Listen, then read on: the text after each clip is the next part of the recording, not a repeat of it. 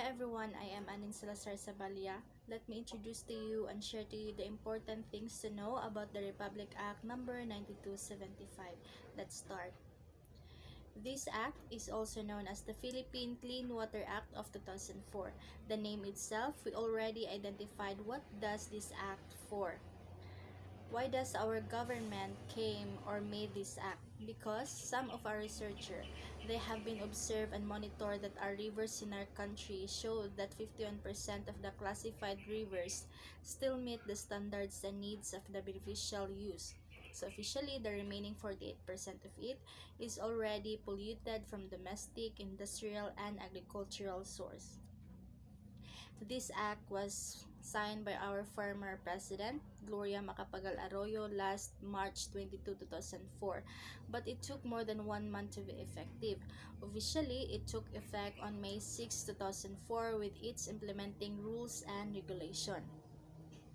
Declaration of Policy. The state shall pursue a policy of economic growth in a manner consistent with the protection, preservation, and revival of the quality of our fresh, brackish, and marine waters. To achieve this end, the framework of sustainable development shall be pursued, as much it shall be the policy of the state. A. To streamline processes and procedures in the prevention, control, and abatement of pollution of the country's water resources. B is to promote environmental strategies, use of appropriate economic instruments, and of control mechanism for the protection of water resources.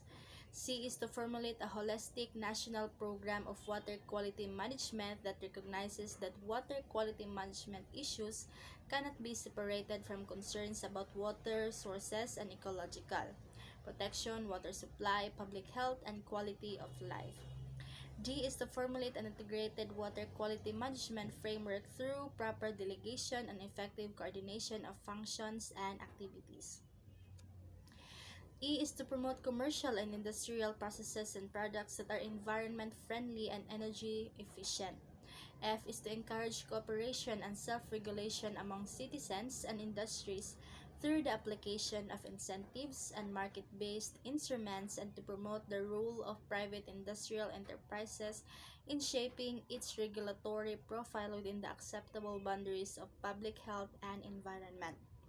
G is to provide for a comprehensive management program for water pollution focusing on pollution prevention. H is to promote public information and education and to encourage the participation of an informed and active public in water quality management and monitoring. I is to formulate and enforce a system of accountability for short and long-term adverse environment impact of a project, program, or activity, and also to encourage civil society and other sectors, particularly labor, the academic and business undertaking environment-related activities in their efforts to organize, educate, and motivate the people in addressing pertinent environmental issues and problems at the local and national levels.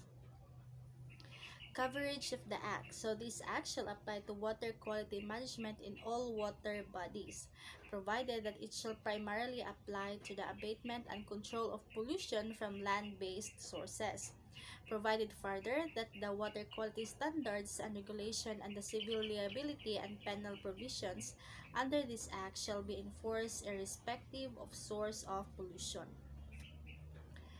So, the goal of this act is to protect the country's water bodies from pollution from land-based sources, such as industries, commercial establishments, and also community or household activities.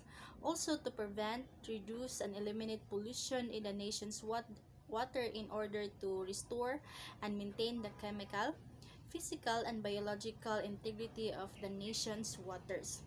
Who? So the DENR has the responsibility to implement and enforcement of this act with the support of other government organizations and the non-government and private sector. So the priority activities of DENR are the following: monitoring of the compliance of firms or industries, conduct of classification of water bodies, and also designation of WQMAS. The program aims to improve water quality of priority rivers and other critical water bodies including lakes and bays. Through continuous massive cleanup, monitoring of industries and rehabilitation of esteros or rivers, through partnership agreements such as the ADAPT and Estero program, water classification is a very important component of water quality management since the application of effluent standards are dependent on this classification. The classification of water bodies helps water managers and planners to develop proper water quality management programs and provide the standards to protect aquatic life and human use of specific water bodies. Prohibited acts. So, any activities that are dangerous or that can affect to our water bodies is highly prohibited. So, here are some examples. Discharging, depositing, or causing to be deposited materials of any kind directly or indirectly into the water bodies or along the margins of any surface water, where the same shall be liable to be washed into such surface water either by tide action or by storm, floods or otherwise, which could cause water pollution or impede natural flow in the water body.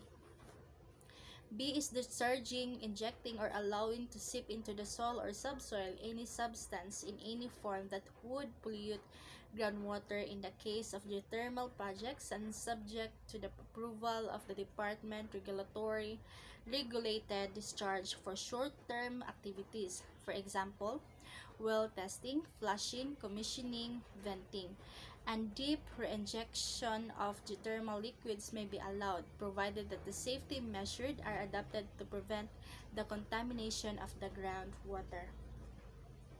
C is operating facilities that discharge regulated water pollutants without the valid required permits or after the permit was revoked for any violation of any condition therein. Disposal of potential infectious medical waste into seawater by vessel unless the health or safety of individuals on board the vessel is threatened by great and imminent peril. So, penalty violation. So, failure to undertake cleanup operation willfully or through gross negligence shall be punished by imprisonment of not less than 2 years and not more than 4 years, and a fine not less than 50,000 pesos and not more than 100,000 pesos per day for each day.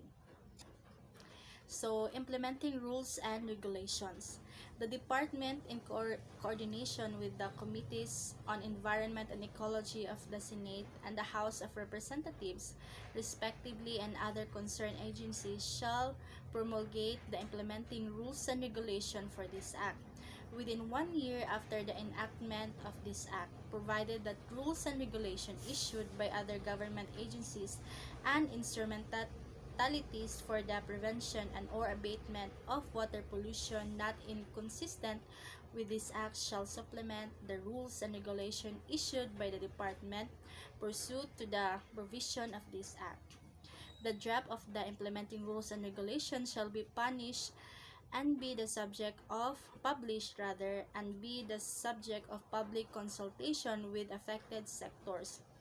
There shall be a mandatory review of the implementing rules and regulation and standard set pursuant to the provision of this Act. So in summary, this Republic Act number 9275 is all about water management. So before I end this topic, let me share to you a quote saying, "You never know the worth of water until the well runs dry." Thank you, and I hope you learned something.